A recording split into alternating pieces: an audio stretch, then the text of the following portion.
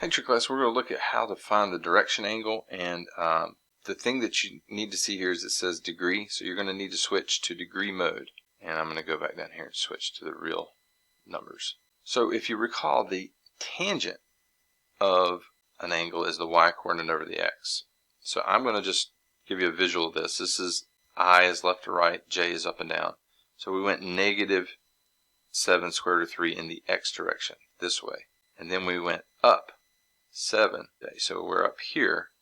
There's our vector. So we're in quadrant 2, and keep that in mind when we come up with our angle. So the tangent of the angle is the y coordinate, the y component, the j component in this case, divided by x component, or the I component in this case, negative 7 square root of 3.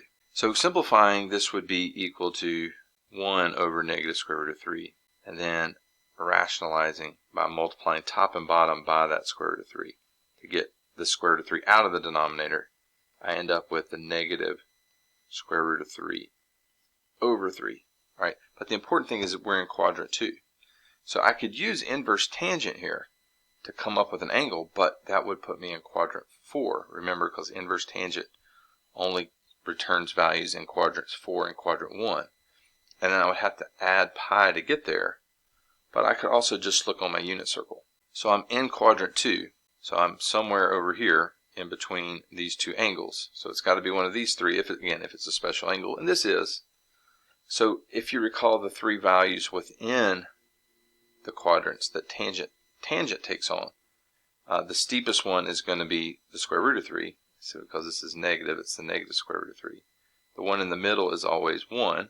Again, because this is negative 1. And then the one that's the least amount of decline, the least steep, is the one that's square root of 3 over 3.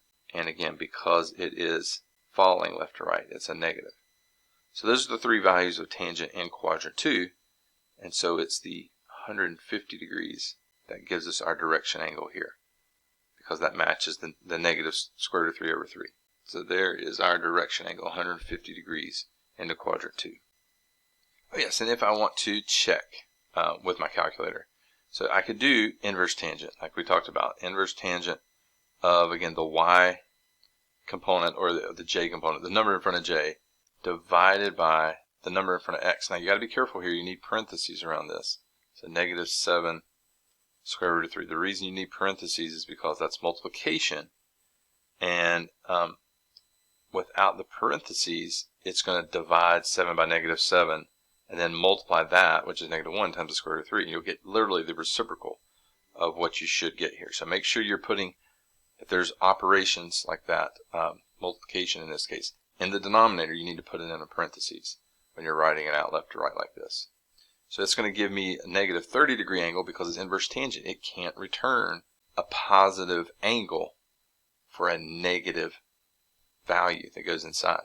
So it's only going to, if you give it a negative number here, 7 divided by negative 7, square root of 3 is going to be a negative. So it's going to return a negative angle. So to get back, we add 180. That's in quadrant 4. To get back to quadrant 2, we rotate 180 degrees. And there's that 150 degrees. So we can do this with the TI calculator. We just need to remember a couple things. The division by a radical, especially if it's got a multiplication, if you've got a product in there, we've got to put that in parentheses. And the other thing is, inverse tangent of negative numbers is only going to put us in quadrant 4. The inverse tangent of positive numbers is only going to put us in quadrant 1. So depending on the signs of these and what quadrants we land in, we may have to manipulate that inverse tangent if we use it.